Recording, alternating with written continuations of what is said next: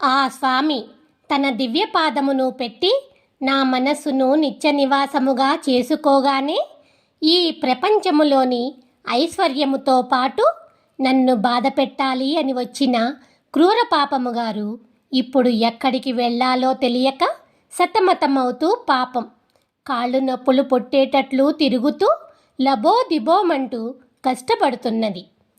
మనసా, చెబుతున్నాను విను. అతి భయంకరులైన యమభటులు పెట్టే క్రూరమైన శిక్షలతో వారు ఉసిగొలిపే కుక్కల దగ్గరకు నువ్వు వెళ్ళకు. తల్లి, తండ్రి, సకల ఆత్మలు అన్నీ అయి ఉన్న ఆ సర్వేశ్వరుడు నిన్ను రక్షించినా రక్షించకపోయినా ఆ స్వామినే ఆశ్రయించు. అద్వితీయావతారుడు, తనకు తానే సాటి, వేరొకరు లేనివాడు, అందరికీ అంతరాత్మ అయి ఉన్న స్వామి, అడ్డు చెప్పేవారే లేని ఆ స్వామి తలుచుకుంటే ఆ స్వామి రక్షిస్తున్న ఈ భూమి మొత్తము తలకిందలవుతుంది. ఎవరు ఏమైనా అనుకోని, అయినా ఇంత పెద్ద విశాలమైన భూమి మీద ఎంతమందిని మనము సరిదిద్దగలము?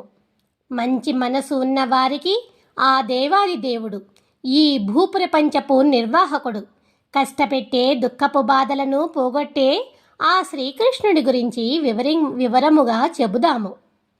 చీకటి వంటి నల్లని దివ్య శరీరము కలిగిన స్వామి ఇచ్చిన దయ అనే కర్రతో నాలోని క్రూర పాపములను ఆ కొండలు కోనలలోకి వెళ్ళునట్లుగా దూరముగా తరిమి కొట్టగలిగాను అని నేను మనస్ఫూర్తిగా నమ్ముతున్నాను.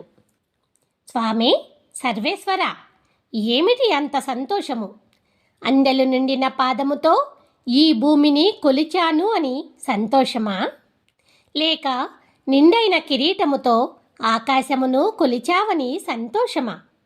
కానీ ఏమి లాభము స్వామి? నువ్వు కొలిచినప్పుడు నువ్వు కొలిచిన ఈ లోకములో ఉన్న మేము చూడలేకపోయామే. ఆ చక్రధరుడి నల్లని రూపమును మనము ఇప్పుడే చూడలేము. ఎందుకంటే ఎప్పుడూ కూడా మన కళ్ళు అనే ఈ కళ్ళతో చూడలేని చాలా పెద్ద విశ్వరూపము ఆ స్వామిది. అందుకే మన మనస్సు అనే కళ్ళను నిండుగా తెరుచుకొని చూసినచో ఆ స్వామి యొక్క అద్భుత రూపము మనకు స్పష్టముగా కనిపిస్తుంది.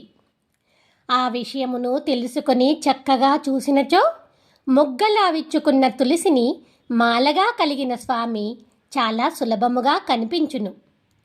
ఈ విషయమును నమ్మి ఆ స్వామికి ఎంత దగ్గర అవుతారో ఆ స్వామి వారికి అంత దగ్గరగా కనిపించే ఆ స్వామి వారికి అంత దగ్గరగా కనిపించే భక్త సులభుడు అవుతాడు. ఎర్రని రక్తపు రంగు కన్నుల మోహనాకారుడి గుణములు ఇంతకు ముందు నా ఈ చిన్న మనస్సులో ఇంత గొప్పగా నిండిపోలేదు. అందుకే ఇంతకు ముందున్న క్రూర పాపముగారు నా మనసులో తాడుపై కాస్త బట్టలు జరిపినట్లుగా జరిగి నిలుచున్నాడు.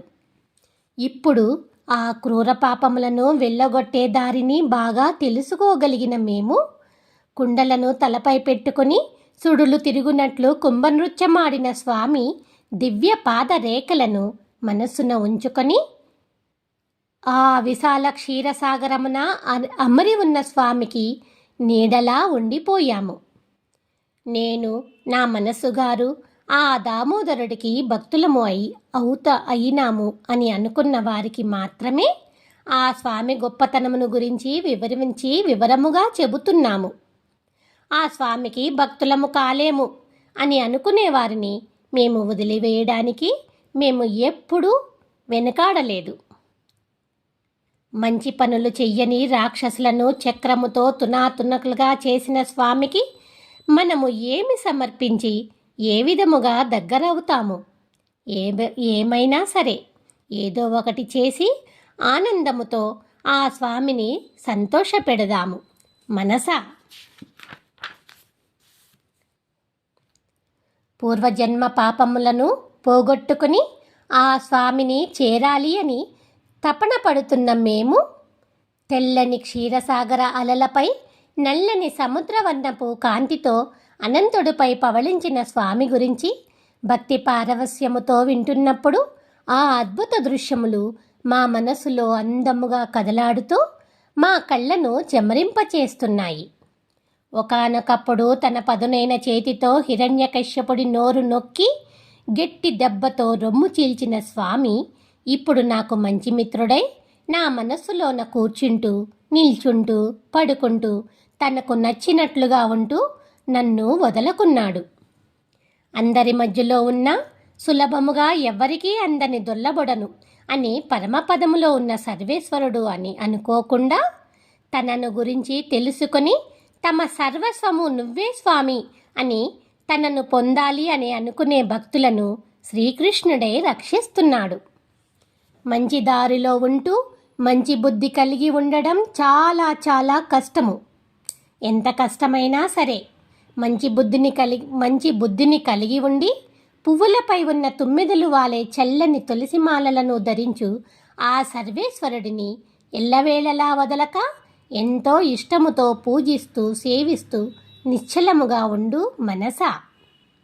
నీలో నిండి ఉన్న తప్పులకు నీతో ఉండే అవకాశమును ఇవ్వకుండా అద్భుతమైన తులసిమాలలను ధరించిన మాయాలోలుడు ఆ ఆశ్చర్యభూతుడి గురించి మంచివైనా చెడ్డవైనా ఆఖరికి ఆ యశోదాదేవి స్వామిని బాధపెట్టి కోపగించిన విషయమైనా సరే ఒక్క క్షణము కూడా విడవకుండా చెప్పు మనసా.